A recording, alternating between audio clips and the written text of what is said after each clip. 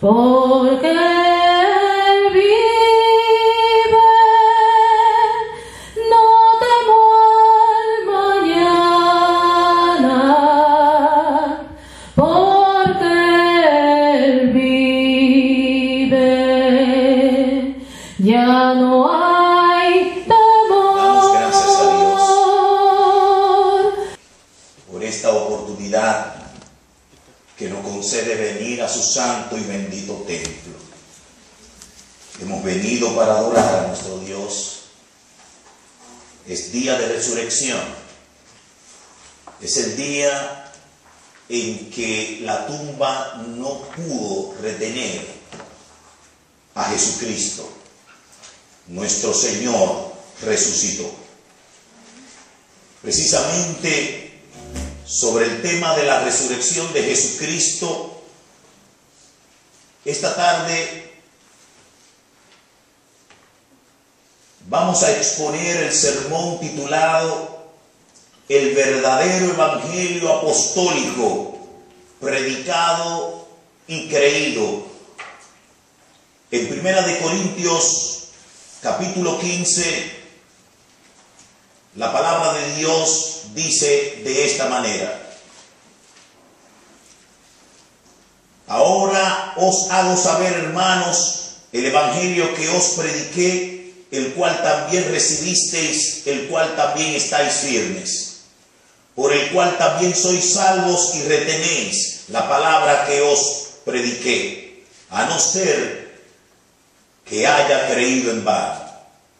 Porque yo os entregué en primer lugar lo mismo que recibisteis, que yo recibí, que Cristo murió por nuestros pecados conforme a las Escrituras, y fue sepultado y resucitó al tercer día conforme a las Escrituras.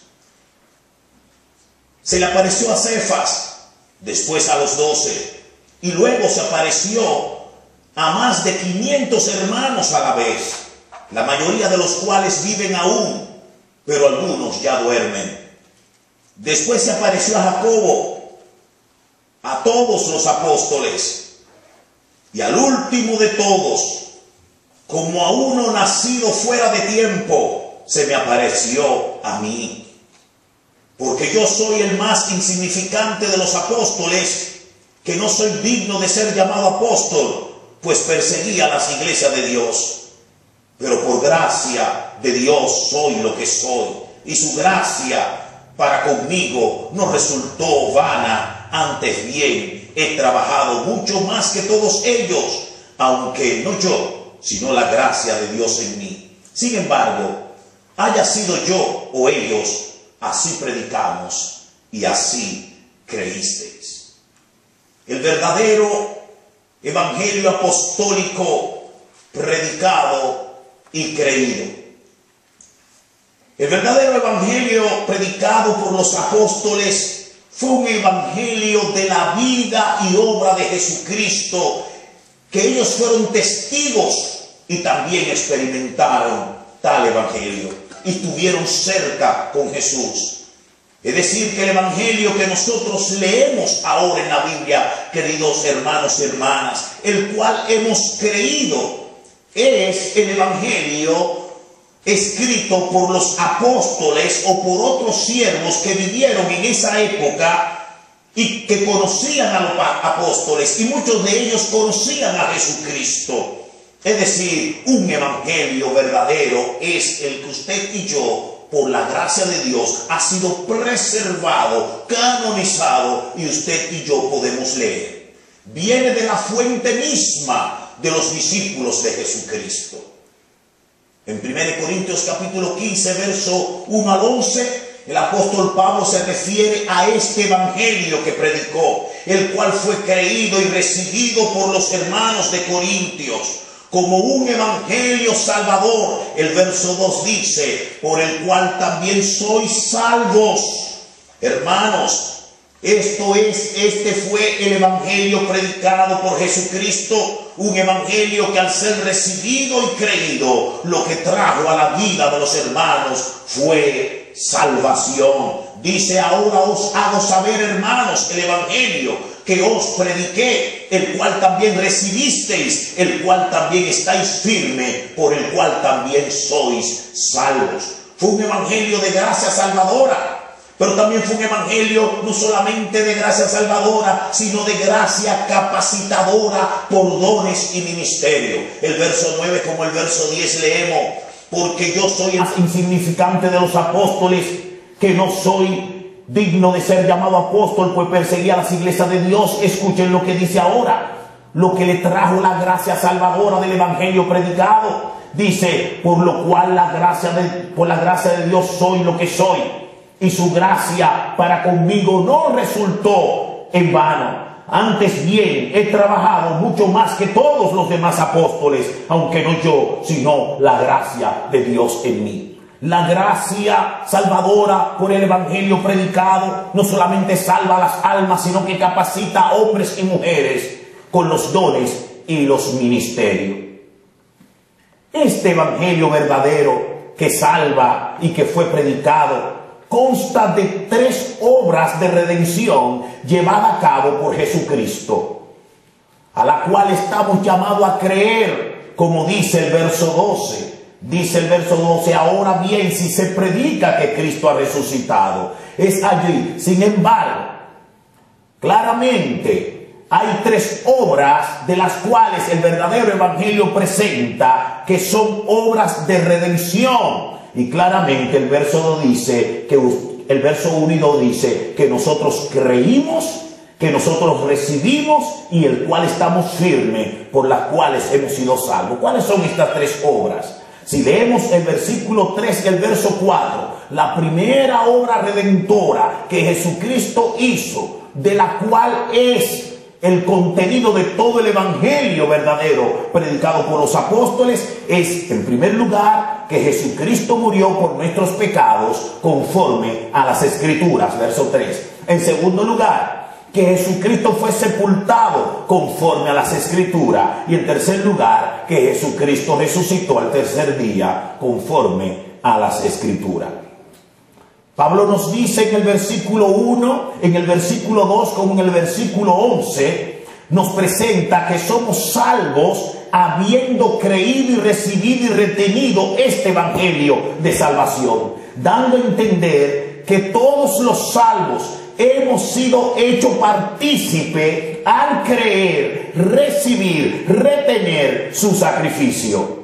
Al creer, recibir y retener su sepultura.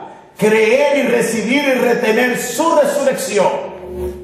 Porque todo el evangelio, según lo que el apóstol Pablo aquí está presentando, consta de estas 3 realidades o eventos redentores llevados a cabo por Jesucristo. Murió, su sacrificio, su sepultura y su resurrección. Pero Pablo presenta estas acciones de Cristo no como propias o necesarias de Él. No tenía que morir, no tenía que ser sepultado, ni tampoco resucitar.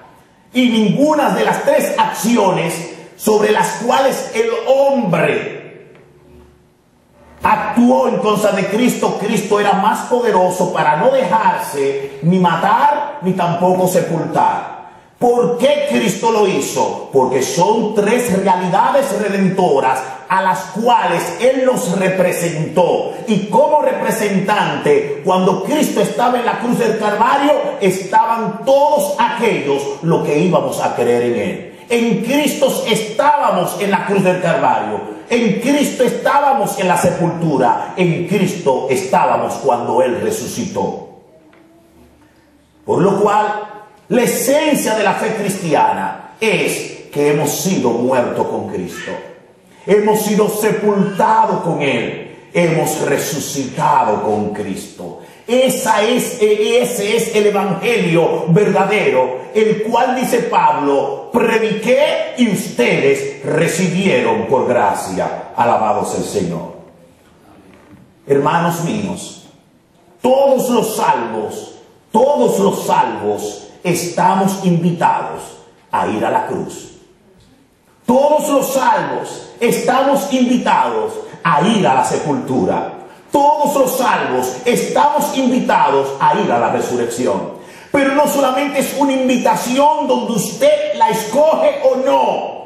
No es opcional. La invitación es que para ser salvos tuvimos que estar en la cruz del Calvario. Tuvimos que pasar por la sepultura y tuvimos que resucitar para vida nueva. Lo que quiere decir es que todos los salvados han experimentado en vida, en toda su vida cristiana, lo que es el sacrificio, la sepultura y también la resurrección. El negarse a estas cosas, el negarse a tomar esta copa, esta cruz, es en otra manera decir: no quiero ser salvo, porque no hay otra manera. Los salvos, por lo cual, deben de llegar a la cumbre, la hora cumbre del Getsemaní. Allí comienza la hora del sacrificio. Ahí comienza el Calvario del Señor, en el Getsemaní, en este huerto. Hora que determinaba si Cristo fuera o no a Gólgota. En el Getsemaní se estaba determinando la suerte de todos nosotros. Si Cristo se negaba en ese Getsemaní a no ir al Gólgota, ninguno de nosotros tuviéramos hoy la dicha de tener la gracia eterna con nosotros.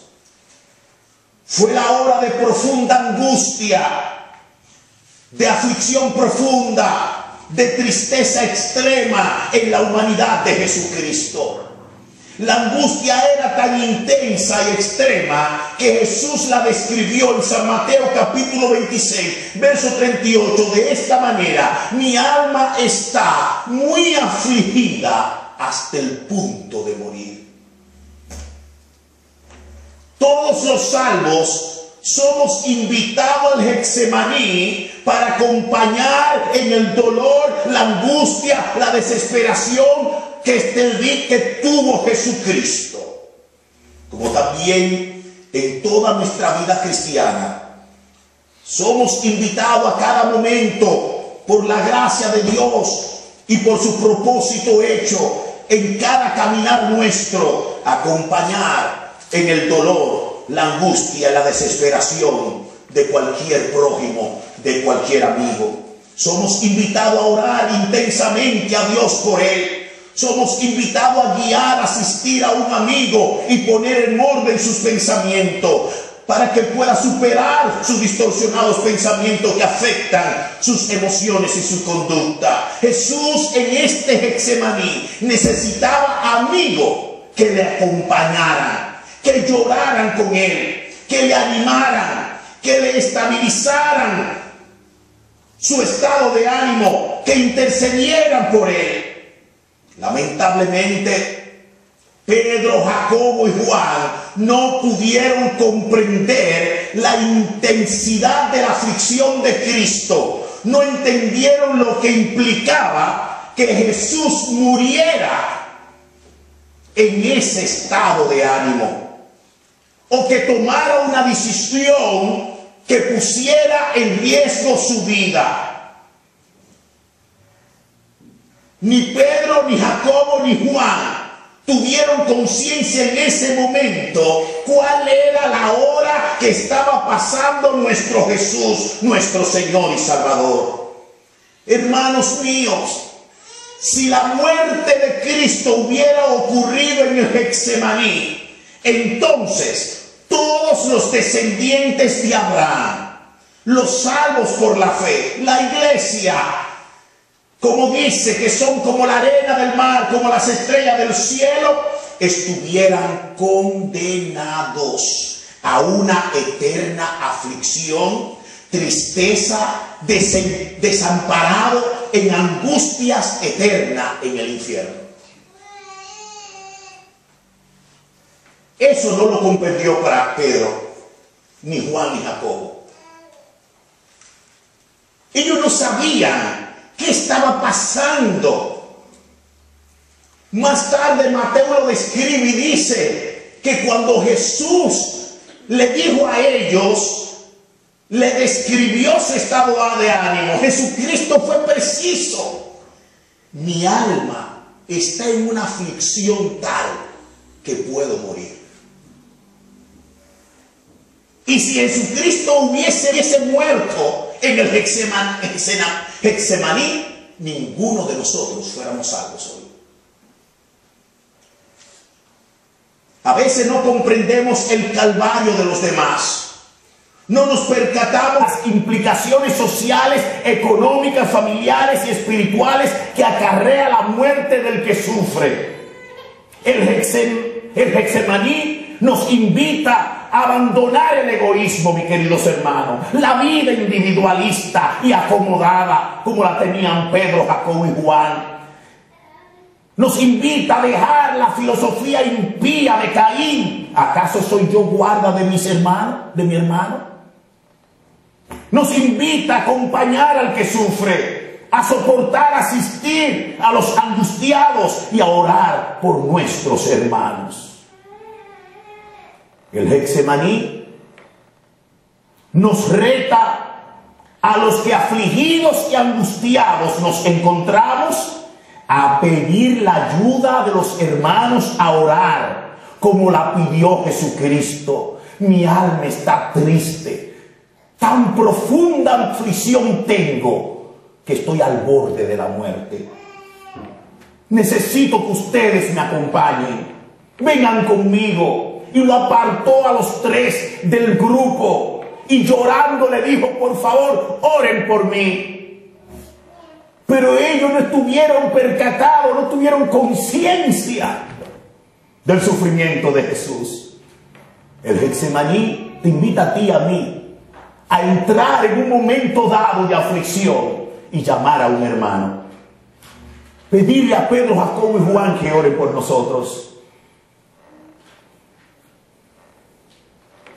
Pero hermanos, esa invitación no solamente es pedirle a los hermanos que oren, porque puede llegar el momento que los hermanos invitados a participar de nuestra aflicción se duerman, no puedan entender nuestra situación, tengan sus propios problemas y no estemos nosotros como número uno en sus necesidades e intereses. Pero si ellos no oran ni nos acompañan, sobre todo nuestra esperanza está puesta en Dios, que enviará a los ángeles como lo mandó para darle fuerza a Jesucristo, como dice San Lucas 22:43. Entonces se le apareció el ángel del cielo y le fortalecía. Y estando en agonía, oraba con fervor, y su sudor se volvió como gruesas gotas de sangre que caían sobre la tierra. El Getsemaní está invitando a cada uno de nosotros a que cuando invitemos a un hermano o una hermana a que pueda asistirnos en nuestro dolor, pero de una manera u otra ellos se niegan a hacerlo o algo suceda, no comencemos ni a proferir palabra en contra de ellos, ni tampoco tener pensamientos malos por ellos, sino depender de Dios, que va a mandar sus ángeles a fortalecerte a ti. Los salvos han creído y recibido y retenido este evangelio del sacrificio. Y si en verdad nosotros hemos pasado por el sacrificio de Cristo, hemos creído, hemos recibido y hemos retenido este sacrificio de un Judas que penetró al Getsemaní con los injustos e impíos para apresar injustamente, violando aún las leyes romanas a Jesús. Judas lo traicionó con un beso. Así nosotros estamos llamados a retener este evangelio. Jesús le dijo a Judas: amigo, con un beso entregas al Hijo del Hombre. Este es el evangelio que tú y yo estamos llamados a creer y recibir, y que ya hemos creído y hemos recibido. a no alzar nuestras manos de venganza contra Judas, a no decirle palabras fuertes por su gran traición.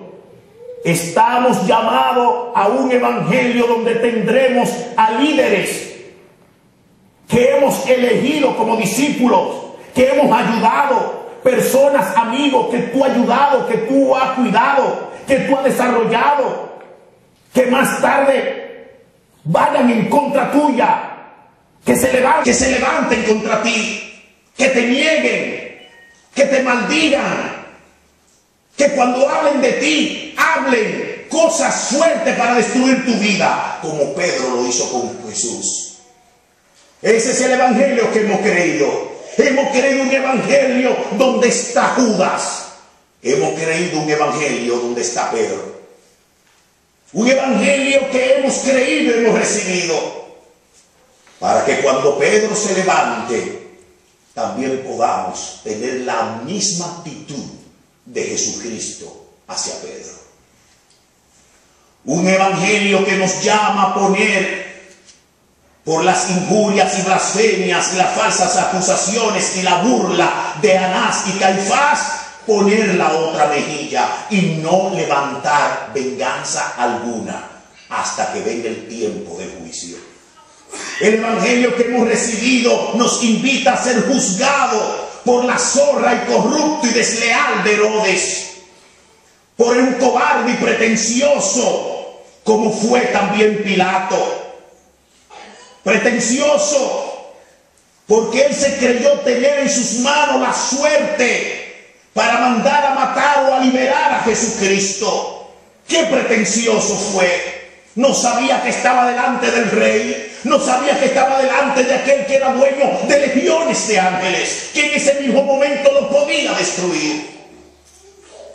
Estamos llamados a tener un propósito claro, que cuando se levanten los Pilatos delante de nosotros, que crean ellos que nuestras vidas están en sus manos, tengamos conciencia que no estamos peleando contra ese Pilato, es que hay un propósito de Dios en nuestras vidas. Estamos siguiendo un evangelio donde habrá tribulaciones, pruebas, tentaciones, aflicciones, quebrantos, de corona de espinas, de un látigo del soldado, bofetadas de los insensatos, una cruz pesada que hiere, sangra y mata. Ese es el evangelio el cual Jesucristo nos dijo: si no toma tu cruz, no puedes ser digno de mí. Creerlo y aceptarlo. Creer y aceptar el propósito de Dios es el evangelio el cual Pablo dice: yo le prediqué y ustedes lo recibieron. Creer este propósito de Dios, aun siendo que ese propósito, en ese propósito tengamos que orar, nada más y nada menos por nuestros verdugos, o por una multitud frenética que gritaba alrededor de Cristo cuando iba llevando su cruz: crucifíquenle, crucifíquenle, crucifíquenle. Tenemos que orar: Padre, perdónalos porque no saben lo que hacen. Propósito que estando los ángeles prestos a servir a Jesucristo, tenemos que pedirle a este mundo ingrato, mezquino: tengo sed. Y que ante nuestra petición de agonía por agua nos den vinagre. Es un propósito donde tenemos que sanar a la sierva que trajo a Jesús a este mundo. Al verla como una espada traspasaba su propia alma, y al verla desamparada, decirle a Juan que estaba a su lado: hijo, he aquí tu madre, madre, he ahí tu hijo. Un propósito donde el mismo Padre Dios tiene que apartarse de su eterna gracia paternal, de su unigénito Hijo, y oír a su Hijo gritarle sin poder hacer nada, y gritarle el Hijo: Elí, Elí, lama sabacthani, Dios mío, ¿por qué me has desamparado? Un propósito donde tenemos que cumplir nuestra historia como seguidores de Cristo, diciéndole al Señor algún día: consumado es, y entregarle el Espíritu. Este es el sacrificio que Cristo hizo por nosotros, el cual nosotros hemos creído, hemos recibido. Por lo cual muy equivocado estamos los creyentes de este siglo, donde creemos que aceptar a Jesucristo es no pasar por Judas, es no tener a Pedro, es no tener que un día ser confrontado por Anás, por Caifás, por Herodes, por Pilato, no pasar por una multitud en contra de nosotros, no tener que, aún teniendo nosotros la justicia y la verdad, tener que decir: Padre, perdónalo a ellos. Este es el evangelio al cual estamos llamados, que hemos recibido. Por lo cual, hermanos, dejad la queja, dejad ese evangelio mezquino que no quiere sufrir, que no quiere llevar una cruz, que no quiere corona de espina, que no quiere un soldado que le castigue. Ese es el evangelio glorioso por el cual tú y yo somos salvos. Es el evangelio que tú y yo estamos llamados a vivir para que otros sean salvados para la gloria de Dios. Estamos invitados también a ir a la sepultura. En San Marcos capítulo 16 verso 1 acuden unas fieles adoradoras y servidoras mujeres que habían sido salvadas y liberadas por Jesucristo, con especies en sus manos, especies aromáticas para ungir el cuerpo de Jesús que estaba en la sepultura. Estamos llamados a ir a la sepultura, a adorar a Dios con especies aromáticas. Estamos llamados a entrar a nuestra sepultura para, con esas especies aromáticas, hacerle una adoración de acción de gracia a Jesús. Los que se acercan al sepulcro llevan especies aromáticas como una acción de agradecimiento para ungir, como una adoración a Jesucristo por lo que Él hizo, perdonándonos y llevando al sepulcro el cuerpo mortal nuestro. Llevar al sepulcro ese cuerpo que Él cargó por nuestros pecados. Los que se acercan al sepulcro es para dar gracia como una ofrenda, darle gracia a Dios como una ofrenda de olor fragante a Cristo por liberarnos del poder y del reinado del cuerpo pecaminoso, la naturaleza adámica, el poder esclavizante del viejo hombre. Ese fue la naturaleza que allí Jesucristo sepultó. Ya nos reine pues el cuerpo mortal en nuestro cuerpo que ha sido liberado por Cristo. Ahora todos los creyentes, por la sepultura de Jesucristo, tienen el poder, el derecho y la autoridad de despojarse del viejo hombre con una adoración y acción de gracia a Jesucristo por darnos tal liberación. Los que se acercan al sepulcro encontrarán que la respuesta de su adoración y su ofrenda de olor fragante verdadera será una respuesta angelical, una respuesta que los ángeles bajarán del cielo y le dará a cada creyente que se atreva a ir a la sepultura, a adorar a Dios, diciéndole: Señor, gracias, porque mi viejo hombre ha sido sepultado aquí. ¿Cuál será la respuesta de los ángeles a esa adoración angelical, a esa adoración que las mujeres le llevaron? esa adoración de acción de gracia y de liberación. ¿Cuál es la respuesta? La respuesta que los ángeles le dieron a estas mujeres fue una respuesta de comunicar este evangelio a los demás. Los que se acercan al sepulcro se encontrarán que la respuesta a su adoración y ofrenda de olor fragante vendrá de los ángeles, que retarán y van a responsabilizar a los que vayan al sepulcro, a comunicarle a los incrédulos apóstoles que Cristo ha resucitado, a los que dudan como Tomás y a los que caminan por el Emaús, que no creen que Cristo no puede resucitar.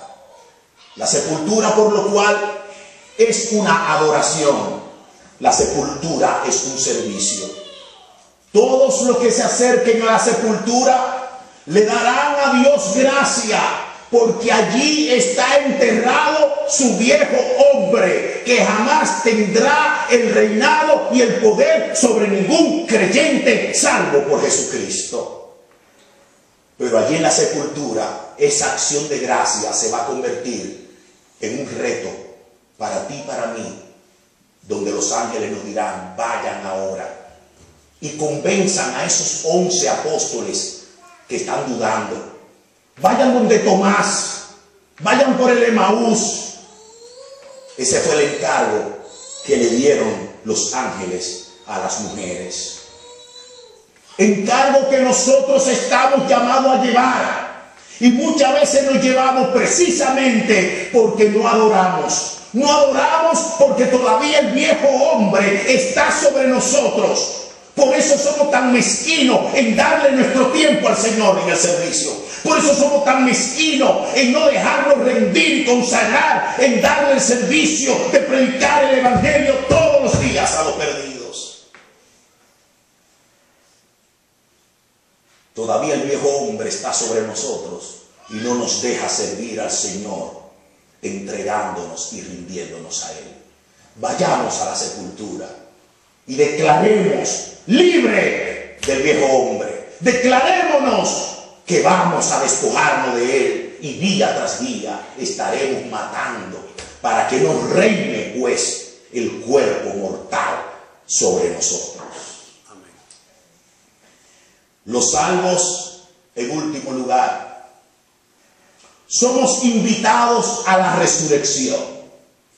En Mateo capítulo 28, verso 1 al 7, aparece que la resurrección es la aparición poderosa para confrontar a los que dudan, como Tomás, a volverlo a la fe, traerlo nuevamente a la realidad de que Jesucristo prometió resucitar y asimismo resucitó al tercer día.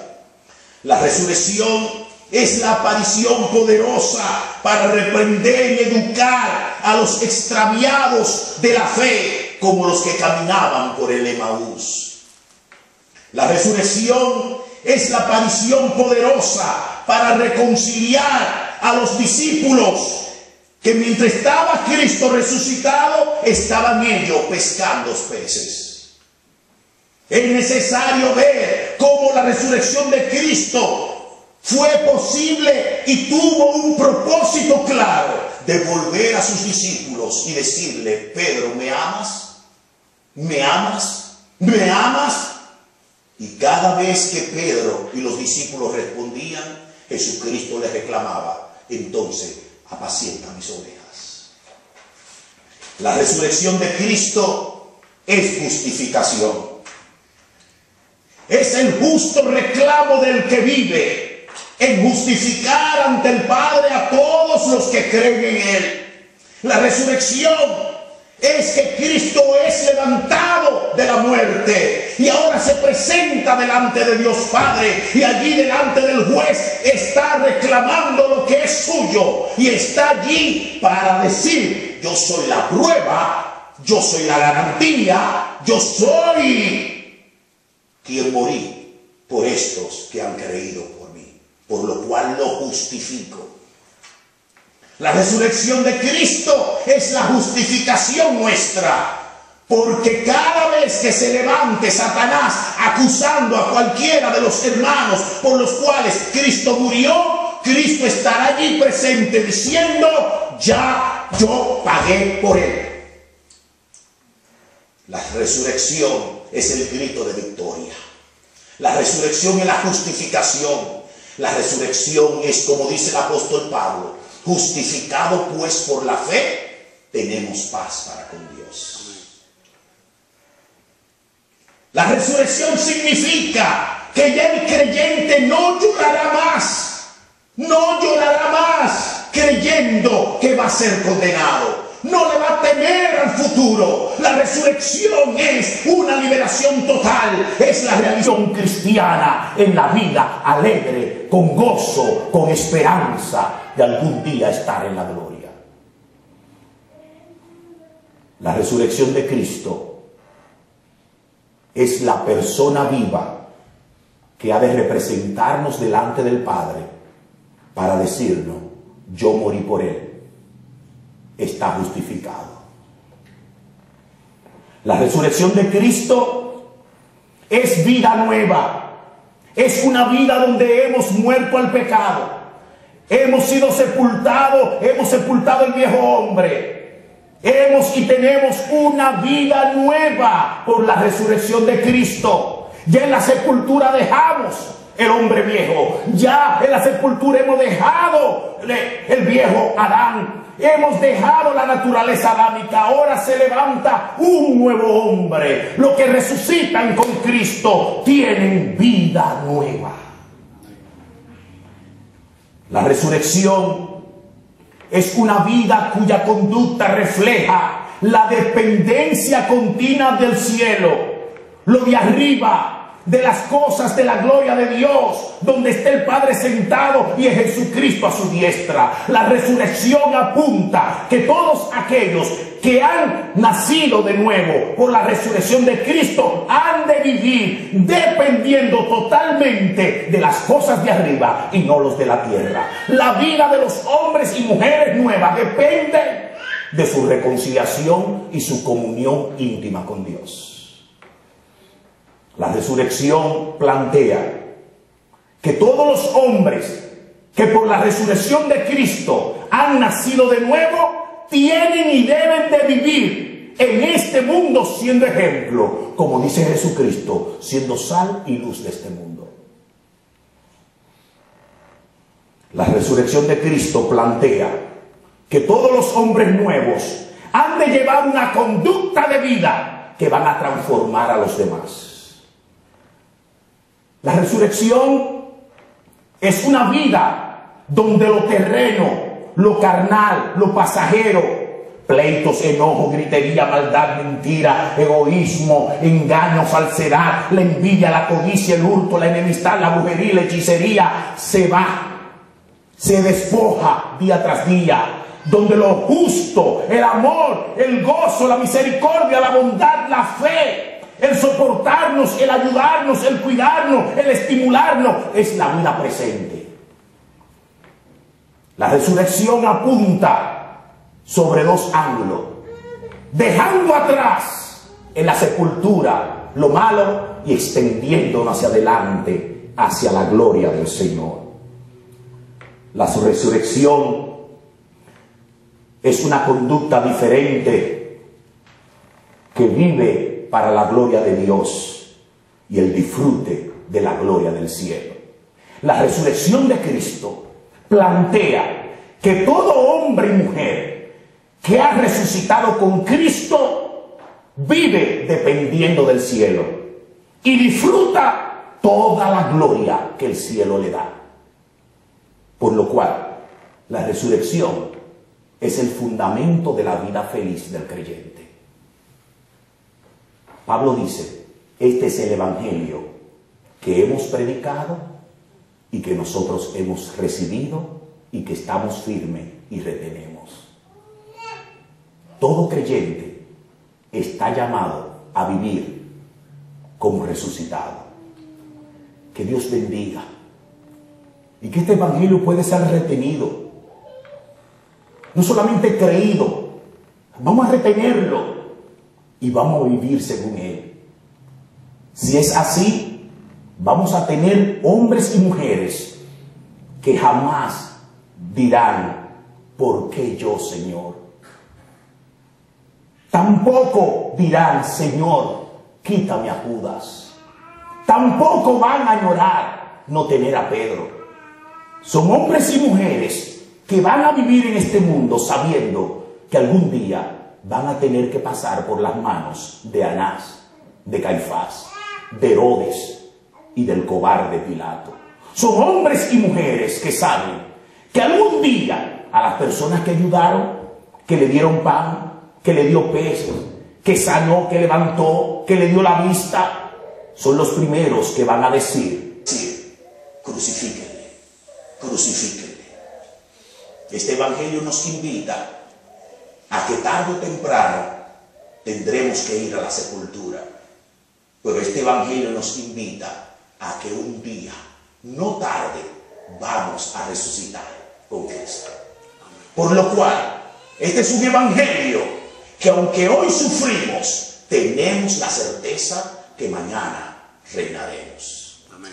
Que Dios bendiga sus vidas y que Dios nos ayude a retener este evangelio y el estilo de vida que el evangelio nos está invitando a que llevemos si verdaderamente no hemos creído en vano. Que Dios bendiga vuestras almas. Amén. Padre, gracias por el evangelio que fue predicado por los apóstoles, por el cual somos salvos. Gracias, Señor. Oramos en el nombre de Jesús. Amén.